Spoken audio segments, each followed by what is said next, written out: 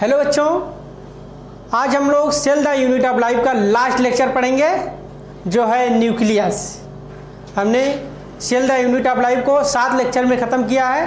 ये 8वां लेक्चर है जो कि न्यूक्लियस है। ठीक, इसको भी बहुत बढ़िया से ख़त्म करेंगे। न्यूक्लियस के बारे में आइए पढ़ते हैं, स्टार्ट करते हैं। न्यूक्लियस होता क्या है? ठीक, न्यूक्लियस के बारे में। न्यूक्लियस को first describe by Robert brown 1831 में। क्या लिखेंगे पहले? फर्स्ट डिस्क्राइब्ड बाई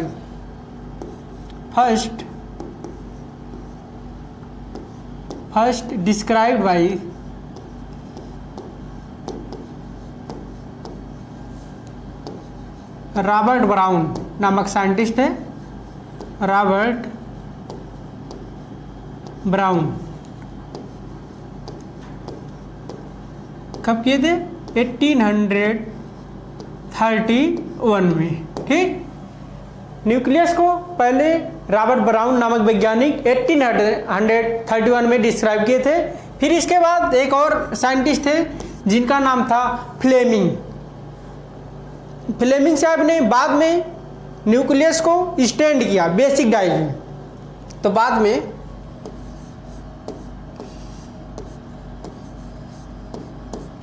न्यूक्लियस को स्टैंड बाय बेसिक डाइज। कैसी डाई थी? बेसिक डाई थी। बेसिक डाइज क्या किए बाद में? बेसिक डाइज से इसको स्टैंड किए। स्टैंड तो वहाँ भी हुआ था, माइटोकॉन्ड्रिया आप पढ़ेंगे। माइटोकॉन्ड्रिया को बिना स्टैंड को दिखाई नहीं देता था। ठीक, वहाँ भी बेसिक डाई से, वहाँ डाई का नाम था, डाई का नाम क्या था वहाँ पे? जेनस ग्रेन्यूल। यहाँ बेसिक डाई से स्टैंड किए थे। ठीक, बेसिक डाई से स्टैंड करने के बाद इसका नाम रख दिए न्यूक्लियस का क्रोमैटिन। क्या रख दिए? क्रोमैटिन रख दिए। ठीक, बाय फ्लेमिंग। ठीक, फ्लेमिंग साहब ने न्यूक्लियस स्टैंड किया बेसिक डाई से, फिर इसका नाम न्यूक्लियस का क्रोमैटिन रखा। ठीक, तो इसके बाद न्यूक्लियस को हम इंटरफेज या रेस्टिंग फेज में ही देख सकते हैं। न्यूक्लियस को अगर हम देखना चाहें, न्यूक्लियस को हम रेस्टिंग फेज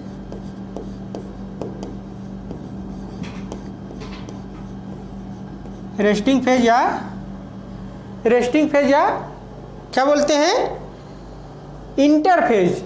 रेस्टिंग फेज या इंटरफेज में ही देख सकते हैं। इंटरफेज में ही देख सकते हैं। ठीक, इतना क्लियर हुआ। न्यूक्लियस को first describe by Robert brown 1831 में। बाद में न्यूक्लियस को स्टैंड किया बेसिक डाई से, फ्लेमिंग साहब ने उसका नाम क्रोमैटिन रखा।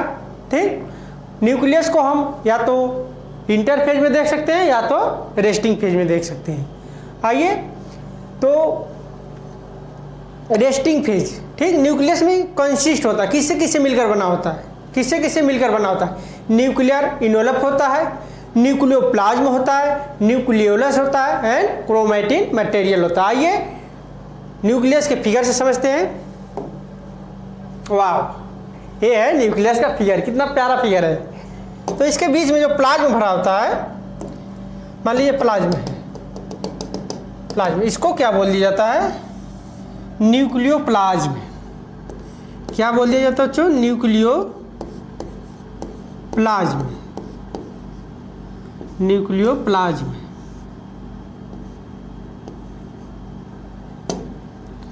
न्यूक्लियोप्लाज्म बोल दिया जाता है। ठीक, न्यूक्लियोप्लाज्म बोल दिया जाता है। जो इसके चारों तरफ जगह होती है इसको बोला जाता है पेरी न्यूक्लियर स्पेस। क्यों बोला जाता है पेरी न्यूक्लियर स्पेस? जैसे हम लोग माइटोकॉन्ड्रिया पढ़ते वक्त वहाँ पे पढ़े थे पेरी माइटोकॉन्ड्रियल स्पेस। पेरी चारों तरफ, माइटोकॉन्ड्रिया में माइटोकॉन्ड्रिया के स्पेस में जगह, माइटोकॉन्ड्रिया के चारों तरफ जो जगह होती है उसे बोला जाता है पेरी माइटोकॉन्ड्रियल स्पेस। मान लीजिए न्यूक्लियस के चारों तरफ जो जगह है तो इसे क्या बोल देंगे, पेरी न्यूक्लियर स्पेस। आइए देखते हैं, पेरी न्यूक्लियर स्पेस 10 से 50 नैनोमीटर होता है। ठीक बच्चों, 10 से 50 नैनोमीटर होता है। और क्या है, यहाँ पे आरएनए भी पाया जाता है, राइबोसोम भी पाया जाता है और क्रोमेटिन मटेरियल भी पाया जाता है। ये है न्यूक्लियोलस। बढ़िया से फिगर बना, न्यूक्लियोलस। न्यूक्लियोलस क्या होता है, नॉन मेम्ब्रेन बाउंडेड स्ट्रक्चर होता है। इसमें किसी प्रकार की मेम्ब्रेन नहीं पाई जाती है। न्यूक्लियस में ये डबल मेम्ब्रेन है, इसीलिए तो लिखा गया है a outer membrane, a inner membrane. ठीक, ए आउटर मेम्ब्रेन है, ए इनर मेम्ब्रेन है। Perinuclear space, perinuclear space 2 बार लिख गया है, कोई बात नहीं। ठीक, इतना समझ में आया बच्चों, ए outer membrane, a inner membrane. और जो न्यूक्लियोलस होता है वो विदाउट मेम्ब्रेन होता है। इसके बाद क्रोमेटिन मटेरियल पाए जाते हैं, थ्रेड लाइक, ये भी बिखरे होते हैं। ठीक, इसके अंदर जो प्लाज्मा भरा तो न्यूक्लियोप्लाज्म बोला जाता है। और इसके आउटर मेम्ब्रेन पे इंडोप्लाज्मिक रेटिकुलम लगा होता है, जिसके आउटर मेम्ब्रेन पर राइबोसोम पाया जाता है। ठीक, फिगर आप लोग बढ़िया देखिए। न्यूक्लियर पोर जो है ये माइन्यूट पोर है, माइन्यूट पोर है, इसी को भी बोल दिया जाता है न्यूक्लियर पोर। न्यूक्लियर पोर के तहत क्या होता है, इसमें ट्रांसपोर्ट होता है। ट्रांसपोर्ट किसका होता है, आरएनए का होता है, प्रोटीन का होता है, आवागमन होता है इसी न्यूक्लियर पोर के द्वारा। ठीक, और कुछ बचा है इसमें बताने के लिए, न्यूक्लियोप्लाज्म हो गया, आरएनए हो गया, माइन्यूट पोर हो गया। न्यूक्लियोलस के बारे में भी आगे पढ़ते हैं। ये फिगर आप लोग देख लीजिए, पॉज करके बना लीजिएगा, फिगर बहुत बेहतरीन बना है। फिर न्यूक्लियस में हम क्या क्या पढ़ेंगे, आइए देखते हैं। न्यूक्लियस में हम लोग क्या क्या पढ़ेंगे, consist of nucleus, consist of किससे मिलकर बना होता है, nuclear pore, nuclear pore, nucleoplasm, nucleoplasm. ठीक, nucleopore, nucleoplasm, nucleolus, nucleolus and chromatin material. क्या होता है, क्रोमेटिन मटेरियल। ठीक, आइए देखते हैं। कंसिस्ट ऑफ मिलकर बना होता है, कंसिस्ट ऑफ। ठीक, पहला क्या है, न्यूक्लियर पोर पाया जाता है, दूसरा उसके अंदर जो प्लाज्मा भरा न्यूक्लियोप्लाज्म, फिर न्यूक्लियोलस होता है, फिर क्रोमेटिन मटेरियल भी होता है। आइए देखते हैं। पहला क्या हमने बताया, वहां पे न्यूक्लियर पोर, न्यूक्लियर पोर है। ठीक, हमने फिर क्या बताया, न्यूक्लियोलस बताया, फिर न्यूक्लियोप्लाज्म बताया, फिर क्रोमेटिन मटेरियल बताया। ठीक, आइए एक एक करके विस्तार से आगे पढ़ते हैं इसकी। ठीक, इसके बाद हम लोग क्या पढ़ेंगे कि इसे सभी में न्यूक्लियस पाया जाता है, सभी ऑर्गेनिज्म, लेकिन कुछ एक्सेप्शन है। सब मैच्योर सेल्स लिखते हैं, सम मैच्योर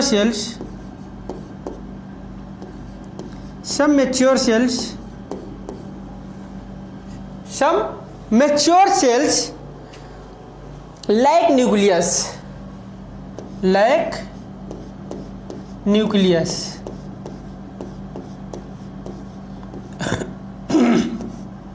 ठीक बच्चों, देखते हैं किसमें एब्सेंट होता है। जैसे मान लीजिए erythrocytes of many mammals, erythrocyte मतलब आरबीसी के, मैमल्स के आरबीसी में न्यूक्लियस नहीं पाया जाता है। अगर वही फ्रॉग में देखेंगे, फ्रॉग में आरबीसी में न्यूक्लियस पाया जाता है। और किसमें होता है, vascular plant of sieve tube, vascular plant of sieve tube, sieve tube cells of vascular plant भी लिख सकते हैं। तो इरिथ्रोसाइट्स इरिथ्रोसाइट्स या फिर RBC of many mammals.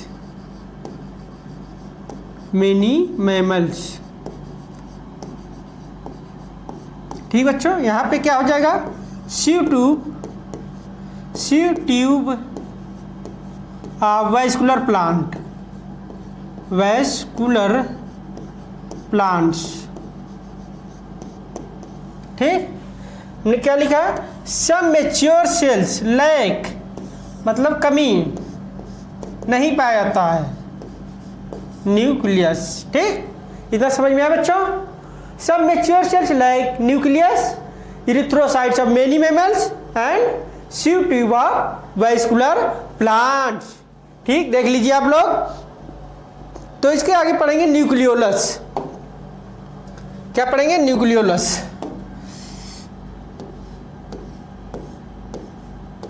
Nucleolus कैसा होता है, स्फेरिकल स्ट्रक्चर होता है। स्फेरिकल मतलब गोलाकार स्ट्रक्चर होता है, स्फेरिकल स्ट्रक्चर होता है और non membrane bounded any membrane. ठीक, कैसा होता है,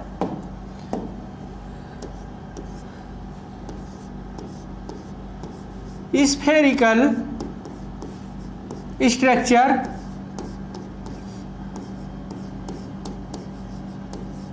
present in cytoplasm, present in cytoplasm या न्यूक्लियो, यहाँ न्यूक्लियोप्लाज्म लिखिए आप लोग। न्यूक्लियोप्लाज्म कहाँ पर पाया जाता है, न्यूक्लियोप्लाज्म में पाया जाता है। ठीक, not bounded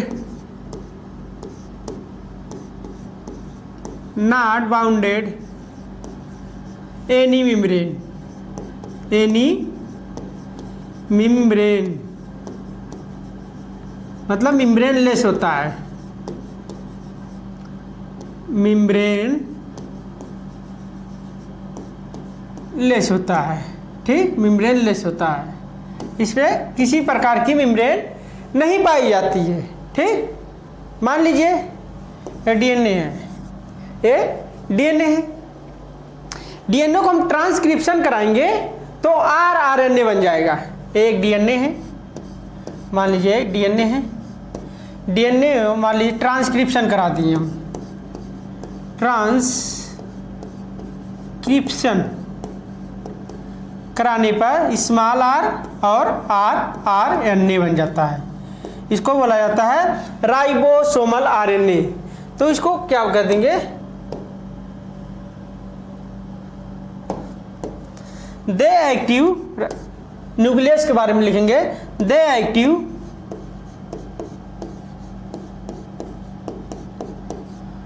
eight ribosomal RNA,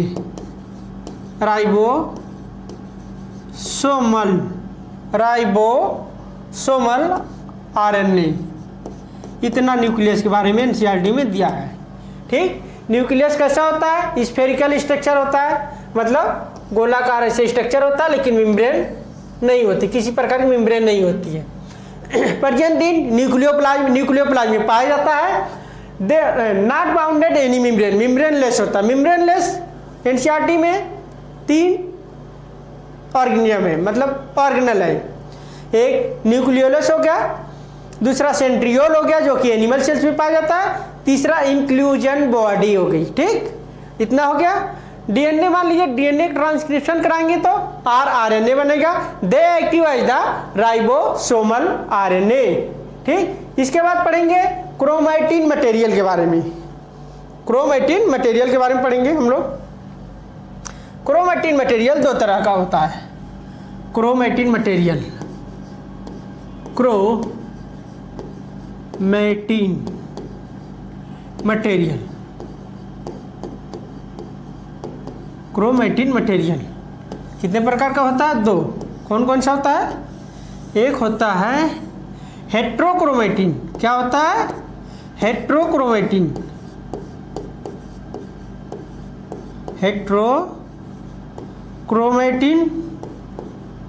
ठीक, एक होता है यूक्रोमैटिन।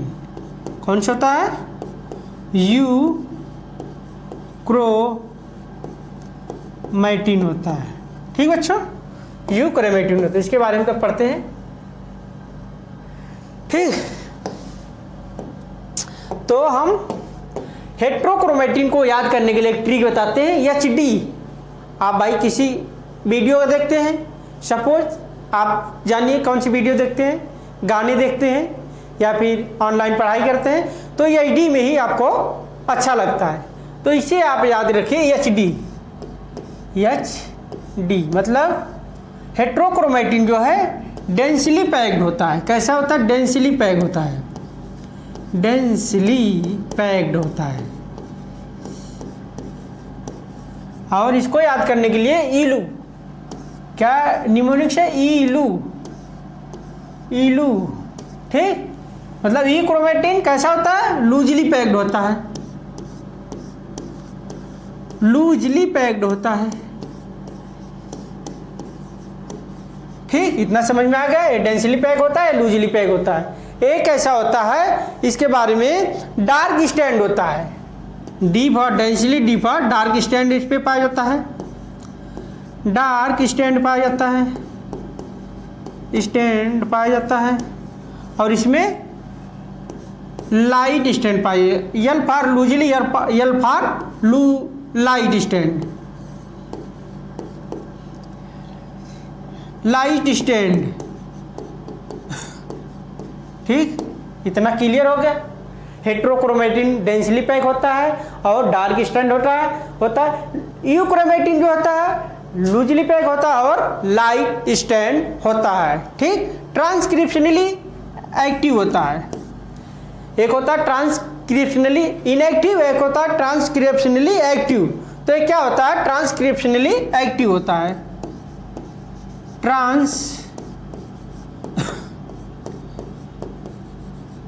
ट्रांसक्रिप्शनली एक्टिव होता है। कैसा होता है? एक्टिव होता है। ट्रांसक्रिप्शनली इनएक्टिव होता है, ट्रांसक्रिप्शनली इनएक्टिव होता है, इनएक्टिव होता है। इतना क्लियर है, इतना दिया है एनसीईआरटी में। क्रोमैटिन मटेरियल एक होता है हेट्रोक्रोमैटिन, एक होता है यूक्रोमैटिन। हेट्रोक्रोमैटिन जो होता है डेंसली पैक होता है, डार्क स्टैंड होता है और ट्रांसक्रिप्शनली एक्टिव होता है। यूक्रोमैटिन जो होता है लूजली पैक होता है, लाइट स्टैंड होता है और ट्रांसक्रिप्शनली इनएक्टिव होता है। ठीक, इतना आप लोग देख लीजिए, क्लियर? यही क्रोमैटिन मटेरियल के बारे में इतना दिया है। आगे बढ़ते हैं। मान लीजिए थ्रेड लाइक कोई स्ट्रक्चर है, थ्रेड लाइक स्ट्रक्चर है कोई, इसे बोल दिया जाता है क्रोमैटिन मटेरियल। क्या? Chromatin material. कैसा है? Thread like structure, chromatin material, chromatin material है, क्रोमैटिन मटेरियल। कैसा है? थ्रेड लाइक, धागे नुमा, थ्रेड लाइक है। ठीक, मान लीजिए इसको कंडेंस करवाएं हम, कुछ कंडेंस करवाएं तो इसका कुछ रूप चेंज हो जाएगा। कैसा हो जाएगा? मान लीजिए ऐसा हो जाएगा। ठीक, मान लीजिए और कंडेंस करवाएं हम, और कंडेंस करवाएं तो एक क्रोमोसोम्स का ये फॉर्म ले लेगा, ये कंडेंस होके क्रोमोसोम्स का फॉर्म ले लेगा ये। ठीक, ये क्रोमोसोम्स का फॉर्म ले लेगा ऐसे। ठीक, ना क्लियर हुआ? थ्रेड लाइक स्ट्रक्चर है क्रोमैटिन मटेरियल, इसे कंडेंस कराने पे कुछ इस तरह का रूप लेगा और कंडेंस कराने पे क्रोमोसोम्स का ये रूप ले लेगा। मान लीजिए क्रोमोसोम्स को हमें देखना है, लुक करना है, क्रोमोसोम्स लुक।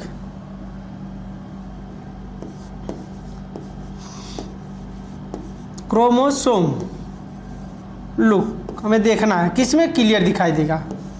एक होता है मेटाफेज,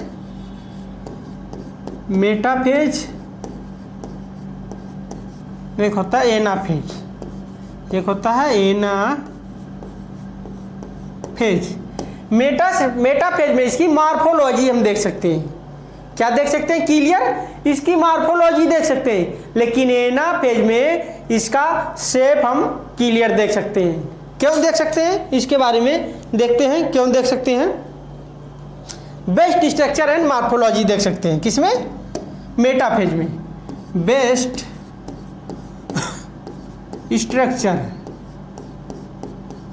एंड मार्फोलॉजी को देख सकते हैं, एंड मार्फोलॉजी को देख सकते हैं। और इसमें क्या देख सकते हैं? इसमें शेप देख सकते हैं, बेस्ट शेप। तो शेप क्यों देख सकते हैं? क्योंकि एनाफेज में क्रोमोसोम्स 2 भागों में स्प्लिट हो जाता है। मान लीजिए, अगले पेज पे समझाते हैं। मान लीजिए क्रोमोसोम है, एक क्रोमोसोम है, ठीक, सेंट्रोमियर।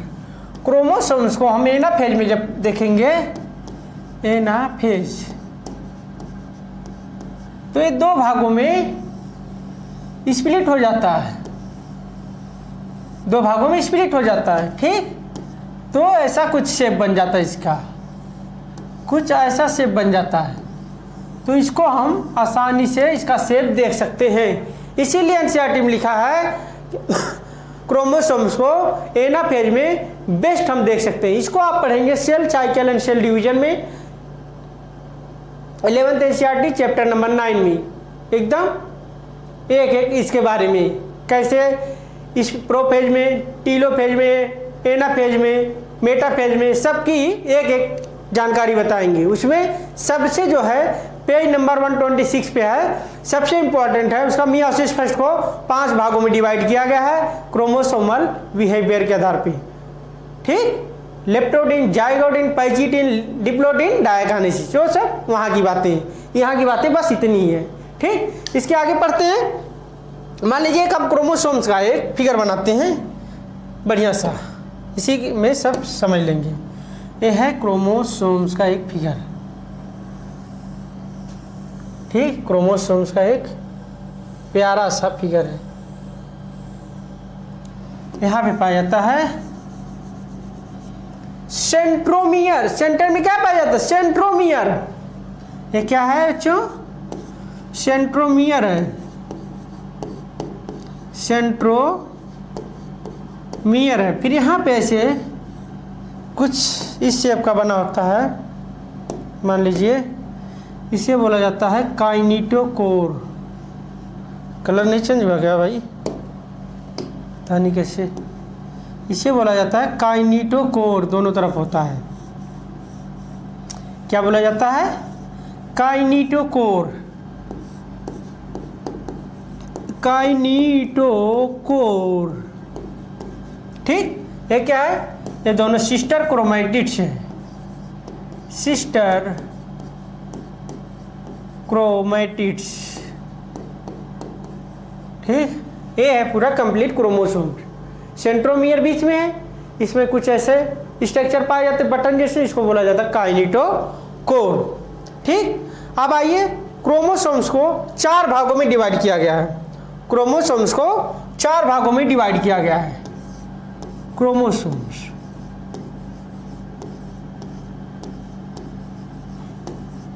कितने भागों में? 4 भागों में। 4 भागों में डिवाइड किया गया है। जो है पहला है मेटाफेज, ठीक। मेटाफेज, सब मेटाफेज, न मेटासेंट्रिक, सब metacentric, acrocentric, telocentric. Metacentric, metacentric, ठीक। दूसरा सब मेटासेंट्रिक, सब मेटासेंट्रिक, मेटासेंट्रिक। तीसरा एक्रोसेंट्रिक, एक्रोसेंट्रिक। फिर लास्ट जो 4th है टीलोसेंट्रिक, टीलोसेंट्रिक, ठीक बच्चों। इतना क्रोमोसोम्स को 4 भागों में डिवाइड किया गया है, ठीक। क्रोमोसोम्स को 4 भाग में, based on the chromosomal behaviour, based on the chromosomal behaviour, based on the chromosomal behaviour,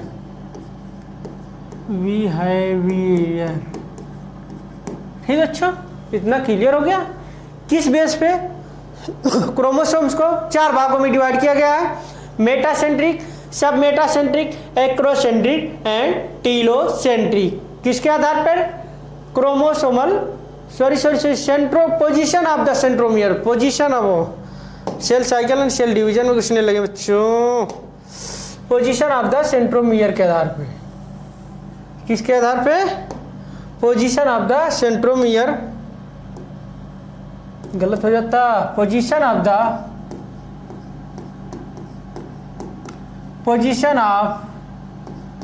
centromere,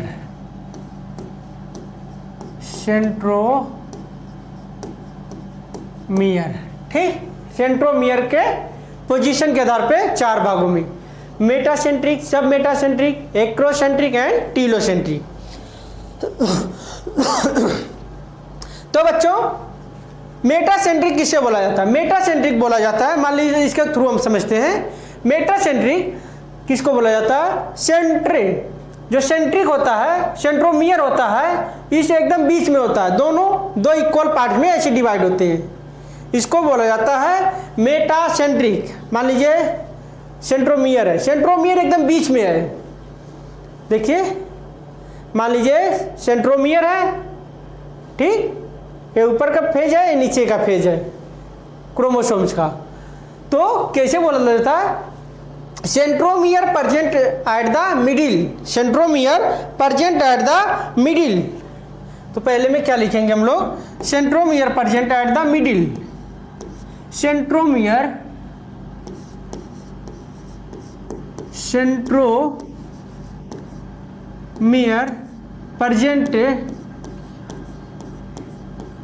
present in middle,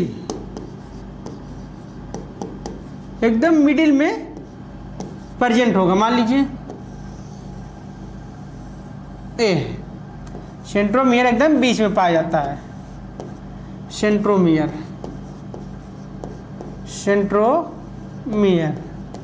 इतना हो गया।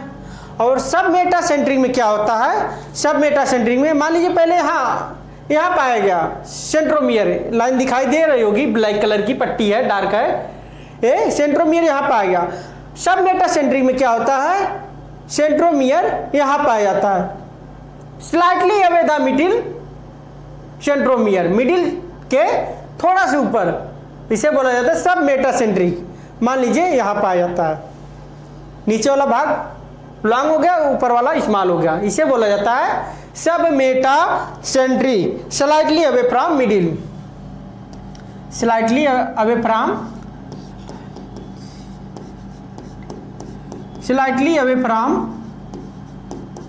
फ्रॉम मिडिल, ठीक। कैसा हो जाएगा?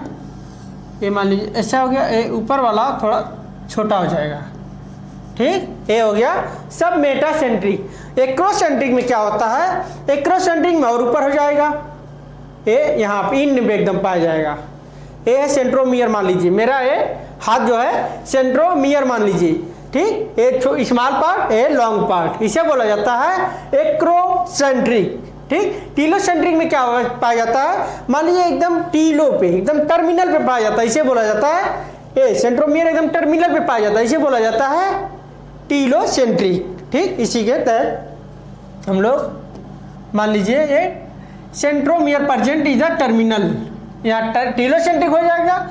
और यहाँ पर लिखेंगे एक्रोसेंट्रिक में centromere present at the end of close of end, क्या लिखेंगे? Present of the end, centromere present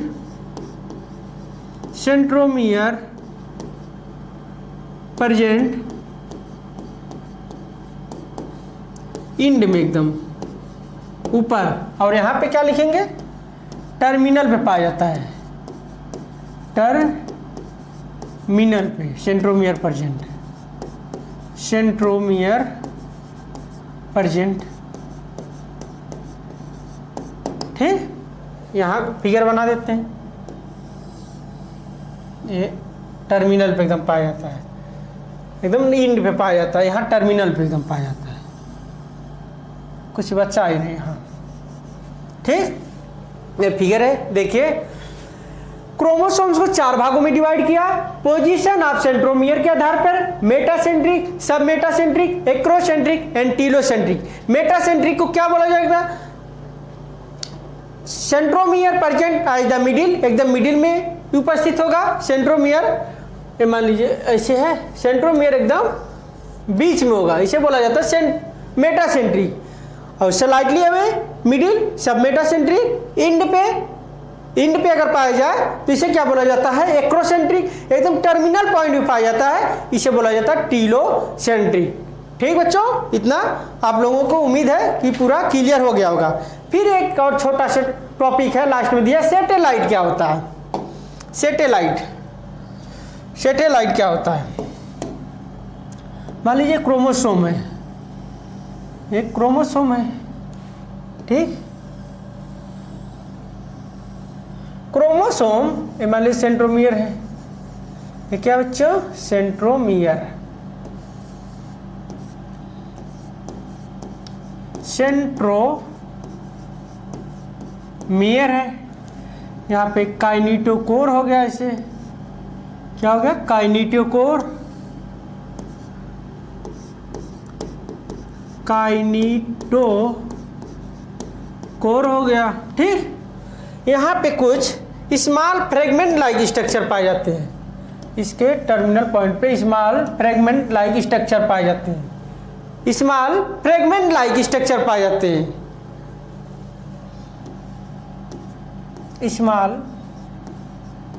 fragment like structure, fragment कुछ टुकड़े पाए जाते हैं, called as the satellite, satellite, इसी को ही बोला जाता है सैटेलाइट, या फिर सेकेंडरी कॉन्स्ट्रिक्शन, या फिर सेकेंडरी कॉन्स्ट्रिक्शन, ठीक। और सेंट्रोमियर को क्या बोल दिया जाता है? प्राइमरी कॉन्स्ट्रिक्शन, प्राइमरी कॉन्स्ट्रिक्शन, ठीक, इसे बोला जाता है सैटेलाइट। क्रोमोसोम्स में स्मॉल फ्रेगमेंट लाइक स्ट्रक्चर जो होता है उसे बोल दिया जाता है सैटेलाइट, ठीक। इतना क्लियर हो गया बच्चों। फिर एक छोटा सा टॉपिक है माइक्रोबॉडीज। तो माइक्रोबॉडीज क्या होता है? माइक्रोबॉडीज को सब लोग एकदम लास्ट में दिया, cell the unit of life में 2 लाइन का दिया है, इसे सब लोग इग्नोर कर देते थे। अभी फिलहाल में जल्दी ही इस पे क्वेश्चन आ गया, माइक्रोबॉडी प्रेजेंट इन एनिमल में, प्लांट में, बोथ नन ऑफ दीज। तो तब से माइक्रोबॉडी के सब लोग पढ़ाने लगे, 2 लाइन का है। तो माइक्रोबॉडीज के बारे में समझते हैं हम लोग। माइक्रोबॉडीज क्या होता है? माइक्रोबॉडीज, माइक्रोबॉडीज पहली बात मेम्ब्रेन बाउंडेड होती है, मेम्ब्रेन बाउंडेड स्ट्रक्चर होता है, ठीक। दूसरी बात क्या होती है? प्रेजेंट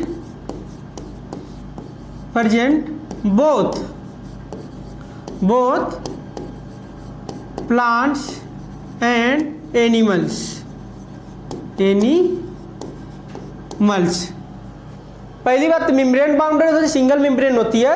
और दूसरी बात है present both plant and animals, involves metabolic pathway. ये लाइन एनसीईआरटी में नहीं दी है लेकिन आप लोग याद रखिएगा, involves metabolic pathway, metabolic pathway, ठीक बच्चों। उम्मीद है कि आप लोगों को cell the unit of life पूरा क्रिस्टल क्लियर हो गया होगा, ठीक। एक लेक्चर पूरा एग्जाम गुरु यूट्यूब चैनल पर पड़ा है, आप लोग देख सकते हैं। इसके बाद हम नेक्स्ट लेक्चर में पढ़ेंगे बहुत ही interesting topic, plant morphology of flowering plant. जो कि 2-3 क्वेश्चन आता है, लेकिन वो फ्री फंड का आता है, सिर्फ एग्जाम्पल और डिफिनेशन से आता है।